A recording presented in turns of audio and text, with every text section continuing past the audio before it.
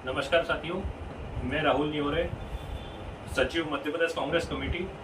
आज मैं बात कर रहा हूं मध्य प्रदेश की। मध्य प्रदेश में जो मुख्यमंत्री है, जो घोषणा वीर के नाम से जाने जाते हैं, माननीय शिवराज सिंह चौहान जी, वो कुछ अवैध कॉलोनियों को वैध करने की प्रक्रिया करने जा रहे हैं।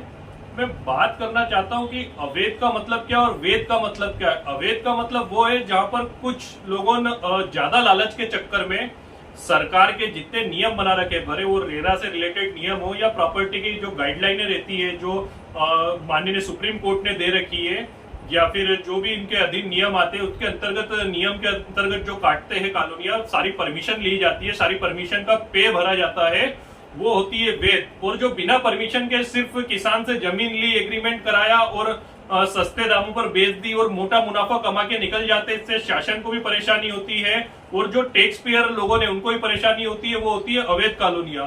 अब माननीय शिवराज सिंह चौहान जी का जो ये कृत्य है, जो अवैध कॉलोनियों को वैध कर रहे, तो इसका मतलब है कि ठगा तो इंसान वो गए जिन्होंने वैध कॉलोनियों के लिए परमिशन ली है।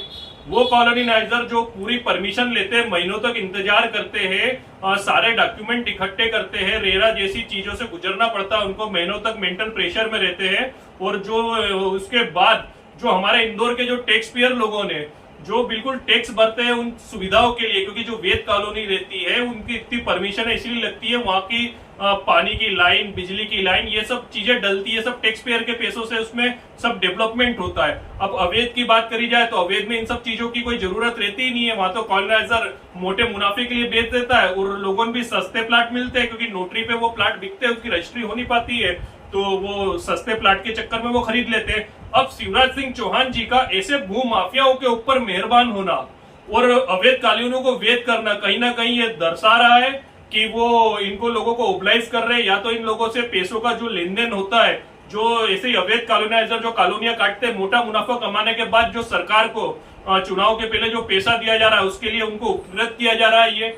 और जो बेमानी जो टैक्स पेयर के पैसों से वहां पर जो डेवलपमेंट होगा, जो अवैध कॉलोनी में जो डेवलपमेंट होगा, वो हम लोगों के जो टैक्स भरते हैं उनके पैसों से अब उधर डेवलपमेंट होगा, उधर लाइटें लगेगी और ये लगेगी। और जो वैध कॉलोनीनाइजर है वो लोग भी अपने आप को ठगा हुआ महसूस कर रहे हैं। इससे अच्छा तो ये होना चाहिए कि प्रदेश में सबको अवैध काम करना चाहिए। अवैध माफिया, अवैध शराब माफिया, अवैध कॉलोनीनाइजर, सारी चीजें अवैध है, अवैध को ही वैध करना है, तो फिर जरूरत क्या है इन नियम की। मैं माननीय शिवराज चौहान से पूछना चाहता हूं कि सारे अवैधों को अगर वैध करने का काम ही आपको करना है तो इसको अवैध का नाम ही क्यों दे रहे हो। सभी को बोल दो ना, कॉलोनाइजर को सभी को बोल दो कि वैध कॉलोनी की कोई जरूरत ही नहीं है। इंदौर जैसे शहर में या मध्य प्रदेश में कोई भी वैध कॉलोनी मत काटो, सब अवैध कॉलोनी काट दो और बेच दो, बाकी मैं सब संभाल लूंगा। ये तानाशाही हो रही है। मैं माननीय सुप्रीम कोर्ट से बोलना चाहता हूं कि इस मामले में तुरंत संज्ञान लेना चाहिए, क्योंकि अवैधों को वैध करना एक तरह से गलत है, एक तरह से नियम के विपरीत है।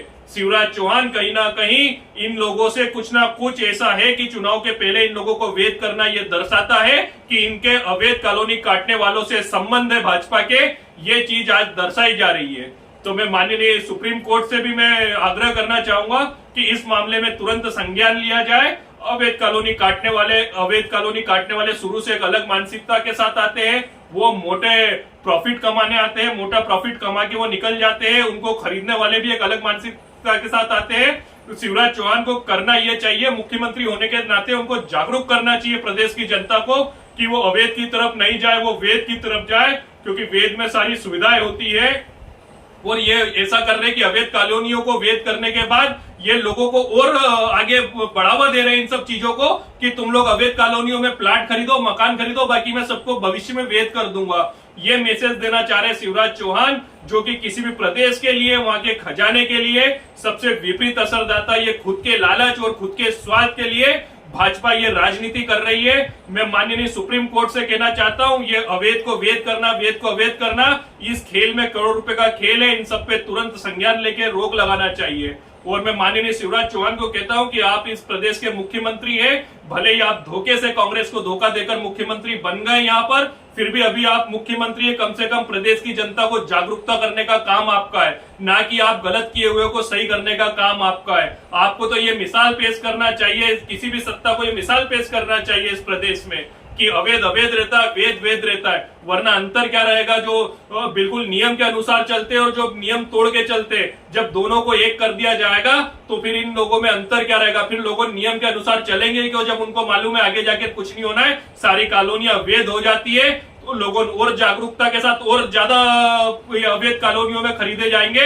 और अवैध कॉलोनियों में खरीदने का मतलब है कि पैसों की बर्बादी होना, कब्जे होना, आपस में मारपीट होना, मर्डर होना।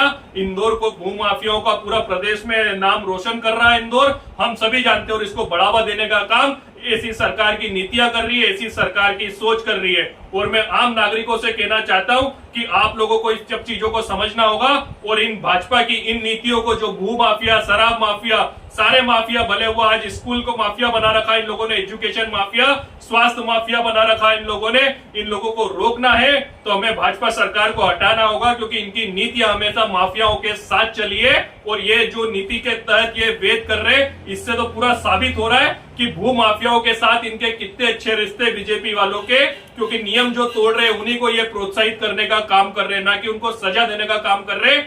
तो मैं आम जनता से अपील करता हूं और माननीय मैं कोर्ट से अपील करता हूं कि इस मामले में तुरंत संज्ञान लिया जाए। धन्यवाद।